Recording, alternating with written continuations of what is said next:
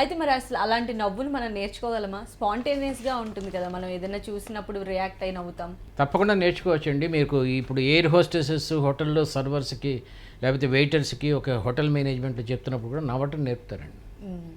ఎప్పుడు నవ్వుతూ మీరు ఫ్లైట్లో ఎప్పుడు నవ్వుతూనే ఉంటారు. అవును. సో ఇట్ అంటే కెన్ ప్లెజెంట్‌గా ఉండదు. It can be practised. నేను మా స్టూడెంట్స్కి కూడా చెప్తూ ఉంటాను, పరీక్ష పేపర్ తీసుకునే ముందు నవ్వండి రా అని.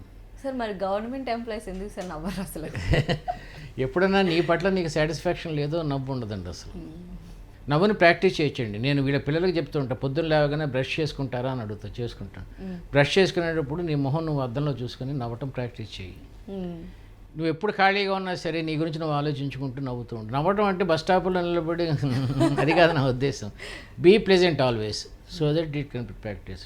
నీ పేరేమిటి అని అడిగాను, శూర్పణఖ. చెప్పు, be proud of your name. Shurpanakha అయితే తప్పేమిటి, నవ్వుతూ చెప్పు.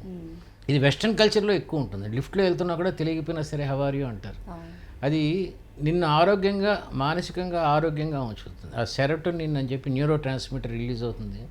That will keep you healthy mentally and physically also. And even ఆ టైంలో మనం ఏమన్నా కొంచెం డిస్టర్బ్డ్గా ఉన్నా కూడా ఎదుటి పర్సన్ పాజిటివ్గా పలకరించేసరికి మనం కూడా ఆ మూడ్ నుంచి బయటకు వచ్చేస్తాం. రిలాక్స్డ్గా ఉంటుంది. గురూజీ, అయితే ఇప్పుడు మన స్టూడెంట్స్ చిన్నపిల్లలు ఉన్నారనుకోండి, వాళ్ళు కొంచెం ఎంజాయ్ చేస్తూనే చదువుతారు, అంత కాన్సన్ట్రేటెడ్ ఇలా కూర్చొని చదవడం పాఠాలు కూడా నవ్వుతూనే వింటారు. వింటూ ఉంటారు. అలాంటప్పుడు టీచర్స్ వాళ్ళని నవ్వద్దురా సీరియస్గా ఉండండి అని చెప్తూ ఉంటారు. ఇంతకన్నా దరిద్రం ఇంకోట్లేదు. టీచర్స్కి గిల్ట్ ఫీలింగ్ ఉంటుంది. పిల్లోడు నవ్వుతూ ఉంటుంటే నేను చెప్పింది వాడికి ఎగతాళిగా ఉంది అని. Okay okay. కానీ ఇక్కడ చిన్న పాయింట్ అండి, సీరియస్గా ఉండటం వేరు, సిన్సియర్గా ఉండటం వేరు. సీరియస్గా ఉండక్కర్లా, సిన్సియర్గా కూడా ఇప్పుడు మీరు ఏదైనా చెప్తూ ఉంటే నవ్వుతూ అలా ఆర్కిమిడిస్ ప్రిన్సిపల్ చెప్తున్నాడు అనుకోండి, నవ్వుతూ ఓకే సార్, ఓకే సార్, బాగానే ఉంది, ఇట్లా చేసినా బాగానే ఉంటుంది. అవును. కానీ సీరియస్గా ఉండాల్సిన సందర్భాలు కొన్ని ఉంటాయండి. ఉదాహరణ మీరు డాక్టర్ అనుకోండి, నేను వచ్చి నవ్వుతూ నీ క్యాన్సర్ రా అనకూడదు. అర్థమైంది కదా. అలాగే లాయర్ కూడా నువ్వు ఓడిపోయారో కేసులో అని నవ్వుతూ చెప్పకూడదు.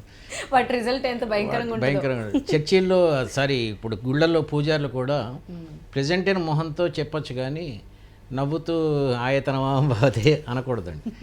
కొన్ని చోట్ల సీరియస్గా ఉండాలి, but always you should be sincere with pleasant face.